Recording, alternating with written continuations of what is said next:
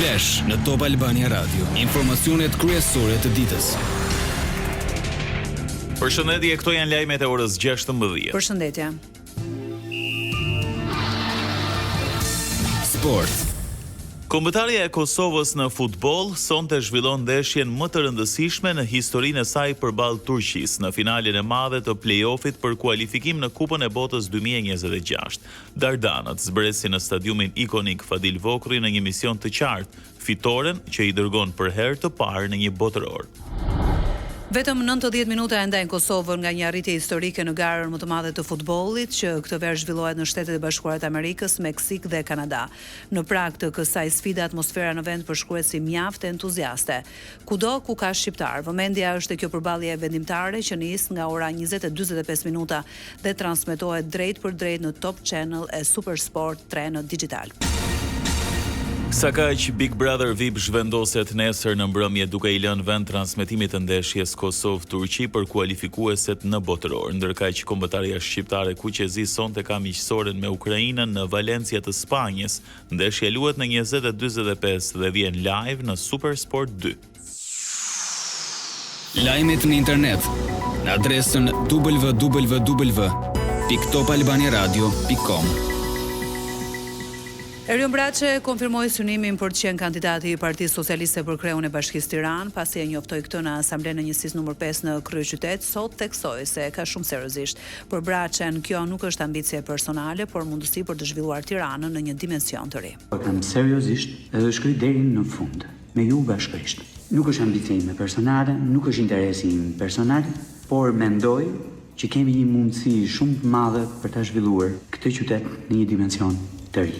Përfshirës e ku gjithë se cili gjen jo veten e tij, jo thjesht jetën e tij, por të mirën e tij. Ish-ministrja jashtme Elisa Spiropali thyen heshtje në rrjetet sociale pas raportimeve të ditëve të fundit për tensione mes saj dhe kryeministrit Rama në mbledhjen e Partisë Socialiste. Spiropali e vë theksin te kultura politike dhe shoqërore në vend. Arroganca dhe abuzimi nuk paraqiten më si devijime, por si forma të pranueshme shoqërore. Spiropali ngre pyetjen. A jemi duke ndërtuar një sistem që prodhon përgjegjësi apo një sistem që justifikon dhe riprodhon veten? Fitoria nuk merret, ajo provohet. Meritohet kur njerëzit nuk të ndjekin nga frika, por të besojnë nga bindja dhe kur largohesh mbetet respekti, jo vetëm rezultati, thekson Spiropali. Partia Demokratike prezantoi propozimin për ndarjen e re administrativo-territoriale, shtim bashkish, rikthim komunash dhe krijimi i deri në 8 rajone dhe janë pikat kryesore. Deputeti Luciano Boçi. Numri është relativ deri në 8 rajone ose me qarqet aktuale me funksione të qarta dhe të përcaktuara. Një hartë re territoriale me më shumë bashki që konsideron çdo element mbi cilën formsohet një territor ekonomik, historik, shpirtëror, por nuk konsideron numrin e votave politike për partitë politike. Ndërsa Partia Socialiste mbron një skem me 4 rajone strategjike, kryetari Demokrat Sali Berisha kërkon modelin europian të rajoneve. Ndaj dhe ne i qëndrojmë rajoneve, të ngritura sipas modelit të vendeve anëtare të Bashkimit Evropian. Rajonet janë të domosdoshme, duhet të jenë me të gjithë kapacitetet për t'ju përgjigjur Europës së rajoneve. Të rikthejmë komunat në të gjitha zonat kodrinore dhe malore ku ekzistojnë një numër i caktuar banorësh. Sa të themi ne, 1500 ose 1300 banorë. Top Albania Radio. Pas emërimit nga qeveria sot, Skënder Hita mori zyrtarisht detyrën si drejtori i Policisë së Shtetit dhe foli për prioritetet të qarta. Luftë pa kompromis kundër krimit të organizuar dhe korrupsionit duke filluar dhe nga radhët tona. Rritje akoma më shumë e parametrave të sigurisë në shkolla dhe në çdo komunitet. Forcimi i rendit dhe i sigurisë në të gjithë territorin e vendit. Modernizimi i policisë përmes teknologjisë, përfshirë dhe projektin madhor Smart City dhe trajnimeve sipas standardeve më të mira europiane. Rritje akoma më shumë e transparencës dhe përgjegjshmërisë ndaj qytetarëve. Mbështetje dhe motivim për çdo punonjës policie që kryen detyrën me ndershmëri e përkushtim. Forcimi më tej i bashkëpunimit me partnerët ndërkombëtar dhe agjencitë ligjzbatuese brenda dhe jashtë vendit. Në ceremoninë e prezantimit, ministri i Brendshëm Besfor Lamallari vlerësoi figurën dhe integritetin profesional të Hitës. Roli juaj është i qartë, të forconi më tej profesionalizmin, të thelloni luftën kundër palishmërisë dhe të garantoni që policia e shtetit të mbetet një institucion në shërbim të qytetarëve dhe jo mbi ta. Hakerat iranian të Homeland Justice pretendojnë se kryen sulm kibernetik ndaj gjykatës së lartë dhe prokurorisë së përgjithshme në vendin tonë duke siguruar të dhëna e dokumente gjyqësore. Reagoi gjykata e lartë që thotë se faqja zyrtare apo sistemi i brendshëm nuk janë hakeruar, ndonse sipas pretendimeve të Homeland Justice. Është sulmuar faqja gjykata.gov.al, menaxhuar nga Këshilli i Lartë Gjyqësor. Prokuroria e Përgjithshme njoftoi se deri në këtë moment verifikimet nuk kanë konstatuar hakerim. Me vendim, gjykate u pezullua nga detyra kreu i Inspektoratit të Mbrojtjes së Territorit në Tiranë Rigers Sheqeri.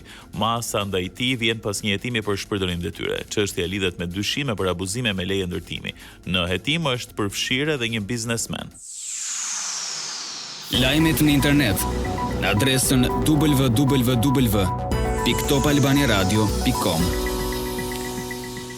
Hiqet nafta falas në bujqësi. Skema kombëtare 2026 nuk e përfshin. Ministri i Bujqësisë dhe i Zhvillimit Rural Andi Salla shpjegoi se kjo do të shtrihet në të tjera masa të skemës, mes tyre përfitimi i fermerëve nga kompensimi 10% të TVSH-s me qëllimin uljen e kostos së prodhimit. Salla tha se për herë të parë fermerët do të përfitojnë 10.000 lekë për hektar për fermat me mbi 3 hektar. Pas goditjes nga çmimet e rritura të naftës, këtë muaj inflacioni në eurozonë u rrit ndjeshëm mbi objektivin prej 2% të Bankës Qendrore Europiane. Nga 1.9 në shkurt është rritur në 2.5% në mars. Çmimet e naftës janë pothuajse dyfishuar si pasojë e luftës me Iranin. Lajme nga bota. Tensionet në lindjen e mesme gjatë natës, Shtetet e Bashkuara goditën një depo të madhe municionesh në qytetin iranian të Isfahanit. Presidenti Trump postoi video në rrjetin social Truth duke treguar një zinxhir shpërthimesh që ndriçonin qiellin e natës. Irani sulmoi një tanker nafte kuvajtian në portin e Dubait. Një zjarr shpërtheu pas sulmit, por nuk u raportuan viktima. Kjo shkaktoi rritjen e çmimit të naftës së papërpunuar Brent, duke arritur në $115.49 për fuqi. Ndërkaq parlamenti iranian miratoi vendosjen e një tarife për anijet në Hormuz dhe sipas NBC-s, disa kanë paguar miliona dollar për tranzit. Në Libanin jugor, 4 ushtarë izraelit u vranë gjatë luftimeve, përfshirë një oficer të brigadës Nahal. Ushtria izraelite raportoi një sulm të ri raketor iranian dhe shpërtime u regjistrua në Jeruzalem. Në një tjetër zhvillim, Italia ndaloi përdorimin e bazës Sigonella në Siçili nga avionët amerikan, veçanërisht bombarduesit për luftën në Iran. Parashikimi i motit. Sot vendi ndikohet nga kushte atmosferike të paqëndrueshme me vranësira e shira edhe pse her pas here ka kthjellime. Në zonën e Alpëve dhe në lartësitë mbi 900 metra në veri lindje e juglindje bie dëbor me intensitet të ulët. Temperaturat variojnë nga 1 në 18 gradë Celsius.